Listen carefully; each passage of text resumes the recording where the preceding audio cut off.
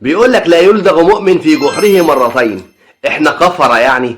انا نفسي افهم حاجه في نادي الزمالك ده بالذات. يعني احنا جبنا 30,000 لعيب ومشيناهم وبياخدوا فلوسهم عن طريق الفيفا، وجبنا بتاع 3000 مدرب ومشوا وبرضه بياخدوا فلوسهم من الفيفا، وجبنا حوالي 600,000 اداري ومشوا وبياخدوا فلوسهم من الفيفا. الناس دي كلها ما فيهمش راجل عاقل يقول لهم ان الزمالك ما ينفعش يكسب 1-0 بس وينام عليه. اقسم بالله العظيم الزملكاويه والاهلاويه واللي بيشجعوا المحله واللي بيشجعوا الترسانه في الدرجه الثانيه عارفين ان الزمالك ما ينفعش يكسب 1-0 وينام عليه. مصر كلها والعالم العربي واوروبا عارفه ان الزمالك ما ينفعش يبقى كسبان 1-0 بس يا جدعان. والله العظيم احنا بننهار. احنا بقالنا 24 سنه في مأساة. انا عايز اقول لكم حاجه مهمه جدا. اخر بطوله افريقيه خدناها اللي هي بتاع الجون تامر عبد الحميد دي، طبعا اكيد في زملكاويه فاكرينها وفي اكيد زملكاويه ما شافوهاش اصلا. احنا كنا كاسبين 1-0 بس. انتوا عارفين لو كان حصل اللي حصل النهارده كان حصل فينا ايه؟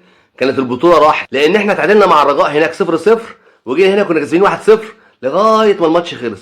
تخيل بقى ان في اخر دقيقه يحصل بقى اللي حصل النهارده.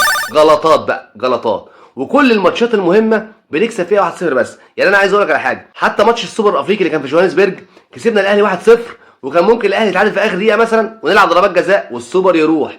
حتى نهائي القرن كنا متعادلين 1-1. احنا بقى جبنا الجون بتاعنا اللي احنا بنجيبه كل مره فنمنا عليه، ما نجيبش بقى التاني ونغطيه بحيث ان حتى قفشه لما يتفزك ويجيب الجون التاني يبقى اسمه حتى جون التعادل ونلعب من اول وجديد. لا، احنا جبنا الجون بتاعنا فننام عليه فنتخزوق. فكل رموز نادي الزمالك وكل لعيبه نادي الزمالك وكل اشبال نادي الزمالك وكل اداريين نادي الزمالك وكل مدربين نادي الزمالك مش عارفين ان هدف واحد بس لا يكفي. فاكرين فيلم احمد زكي امراه واحده لا تكفي؟ يا جدعان ارفعوا شعار هدف واحد لا يكفي.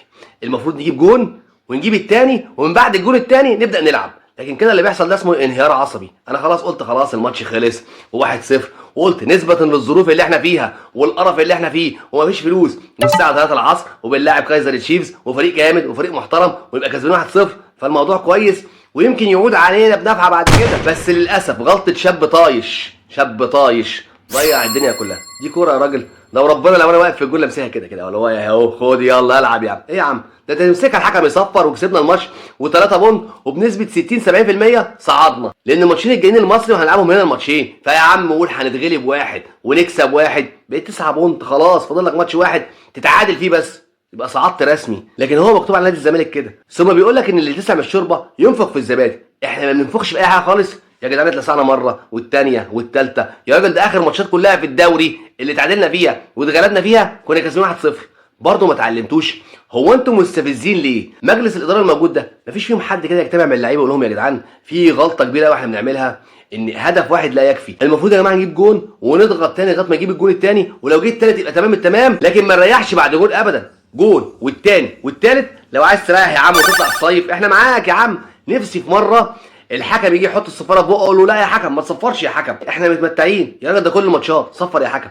النهارده عم اقول له للحكم ايه ده 8 دقايق وقت بقى ضيع مش مهم الحمد لله وخلاص. بعد ما جه جون التعادل فينا بقيت عمال اقول له يا عم صفر بقى انا اللي تسع التاني يا عم صفر بقى. وجي في دماغي ومخيلتي ماتش نهضه بركان. ما هو نهضه بركان كان مغلوب للدقيقه 90 1-0 الدقيقه 92 بقى 2-1 قمت قايل اوعى يا معلم. وده كمان الزمالك اللي ما بيسترش فربنا يسترها علينا. ونفسي بقى نفسي نعرف مشاكلنا ونحلها. اصل انا كده شايف ان احنا مشاكلنا هي ونفس الفيديوهات هي. لو انا جبت لكم فيديو قديم من اللي انا كنت عامله قديم واقول 1-0 بس ما يفيش اديكوا شفتوا هتفكروا ان انا بتكلم على ماتش كايزر تشيفز. يا جدعان هي نفس الماتشات 1-0 ونستنى لغايه ما نتعادل او نتغلب بس مفيش تاني. يبقى الزمالك لا يتغير. احنا بس اللي دمنا بيتحرق احنا اللي بنتجلط. واقول لكم على حاجه مهمه، الكابتن محمد صبحي اللي بقى يضحكنا اكتر من محمد صبحي الحقيقي اللي هو ايه سنبل وبابا ونيس وكل حاجه. محمد صبحي ده بقى بيضحكنا اكتر منه.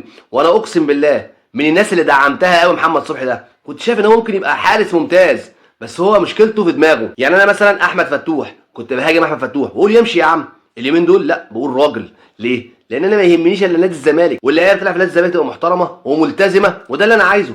اول ما فتوح غير من نفسه انا اكتر واحد بدعمه. انا كل ماتش اقول ايه راجل يا فتوح العب يا فتوح احنا في ظهرك يا فتوح. لكن انت يا محمد يا صبحي انت خذلتني انت كسفتني انت خليتني مش عارف اتكلم. بالرغم ان انا حاولت معاك كتير بس برضه بخسر الرهان معاك. فالشاب اللي انا خسرت الرهان معاه دوت اؤكد لكم ان هو النهارده في جنوب افريقيا بيقول لمجلس الاداره ايه يا جماعه في ايه احنا مستحقاتنا متاخره. يا عم مستحقاتنا متاخره ايه يا عم؟ اختشي على دمك. ده انا لما بكسر كوبايه في الشغل بروح اجيب مكانها بسرعه وما بدخلش المطبخ اسبوع لحد يفتكر ان انا كسرت كوبايه. الناس دي ابيض يا ورد ما يفرقش معاهم، نبقى خسرانين من اهل سوبر ويرجع يقول لك ايه؟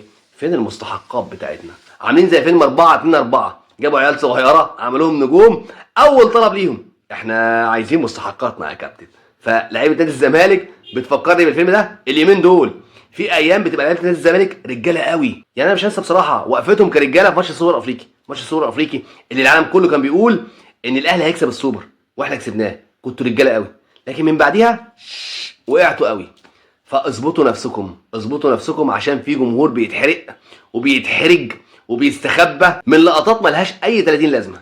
فوقوا وخليكوا رجاله. لو الفيديو عجبك اشترك في القناه، فعل الجرس، تابعني، وتعالى بقى استحمل معايا. سلام عليكم.